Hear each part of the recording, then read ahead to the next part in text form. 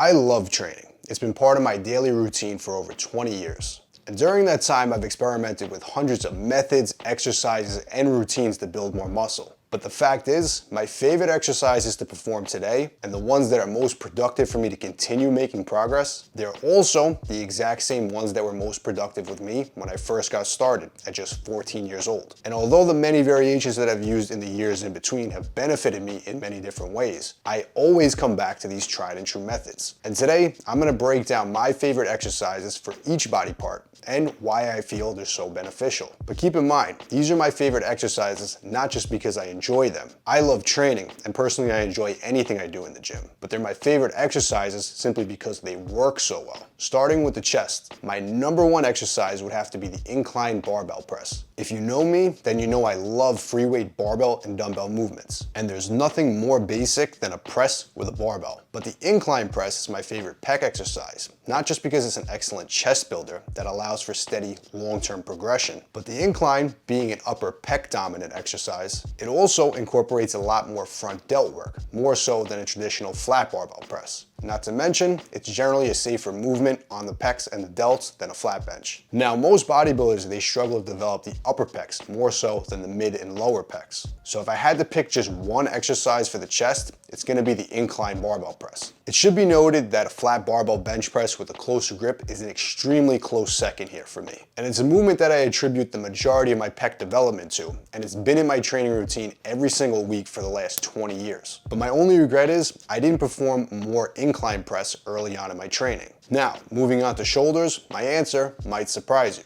It's not a compound pressing exercise. Everyone knows that I'm a fan of basic movements done for heavy progression over time. And there are no better movements than big compound lifts to do that. But shoulder training, on the other hand, has some unique variables. First, the delts are made up of three heads. The front delts, which are heavily involved in all pressing movements. The side delts, which are involved minimally in any upper body compound lifts, but maximally trained with lateral raises and isolation exercises. And then you have the rear delts, which are heavily involved in all pulling exercises. These can also be trained directly with bent over lateral raises, reverse pec deck, and face pull variations. Now, a basic overhead press, it's an excellent movement for the delts, but generally this movement hits the front delts to a largely disproportionate degree than the side and the rear delts. If you're someone who already does a decent amount of volume on chest pressing work, and especially incline pressing, you're already likely getting a lot of front delt work.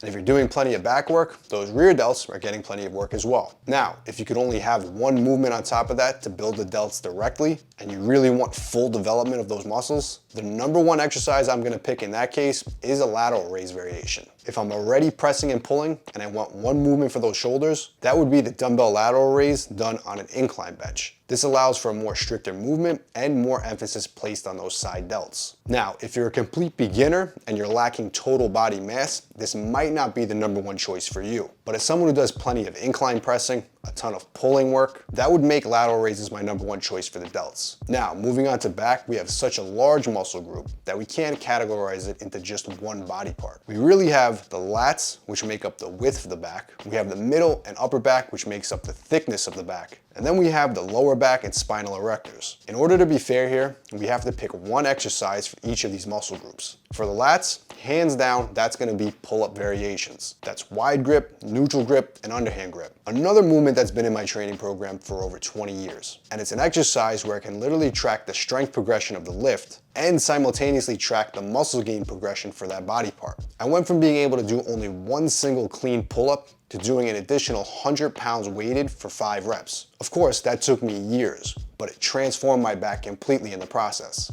Now, moving on to my favorite body part for the upper back, I'm gonna have to go with the good old barbell row done at a 90-degree angle with a dead hang and a full stretch. One of the best things I ever did to develop my back over the years was force myself to train in positions where I was weak. I'm one of those people that can pull a serious amount of weight with my upper back, but my lower back strength, it didn't always match. I can walk into almost any gym and regularly max out lat pull-down machines and row exercises. But there was a time if I held 135 pounds on a barbell bent over, it would be extremely uncomfortable for my back. Even at that time, I was able to do more upright row variations, like a Yates row with up to 300 plus pounds. But if you put me at a 90-degree angle, you would think I never rowed in my life. And once I forced myself to build up my strength in the 90-degree barbell row, not only did my upper back grow, but my lower back got much stronger, and that strength transferred to almost every other exercise. And now to tie that right in with the rest of the back exercises. The number one exercise for the lower back, that would have to be the RDL. And every video I mention this, I get the same comments.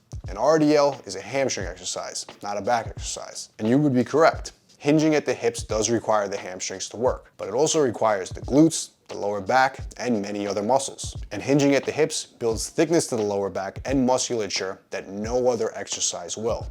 And the RDLs just happen to be one of the exercises that I personally feel are the safest and best hip hinges for long-term progression. Personally, I haven't been able to do conventional deadlifts for years, just due to long-term wear and tear over time. But I'm still able to perform RDLs pain-free every single week. Now, because of this, which do you think is a better exercise to build more muscle long term? Now, so far we've covered the chest, the delts, and the back. Let's move on to the biceps and triceps to finish off the major muscle groups of the upper body. For biceps, it's hands down the basic barbell curl. Not a fancy exercise by any means, but again, it's one that I've done since day one. Now, if you pay careful attention to all the exercises I've listed so far, you'll notice one main thing.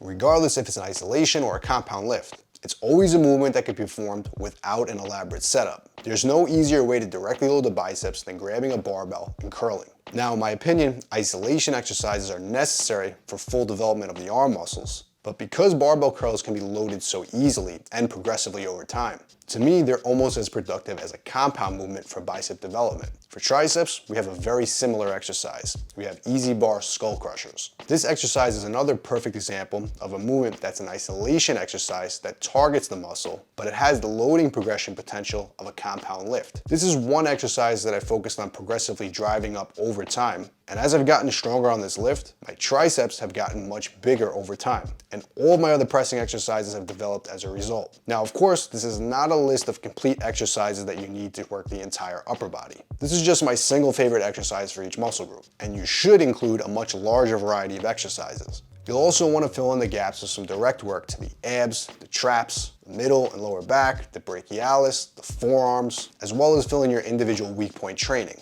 But now, working down to the lower body, we have really three major muscle groups to focus on. We have the quads, which are worked in all squatting movements, leg pressing movements, and work directly in leg extensions. We have the calves, which are worked in the seated calf raise and the standing calf raise. And then we have the hamstrings, which are worked in knee flexion exercises as well as hip hinges.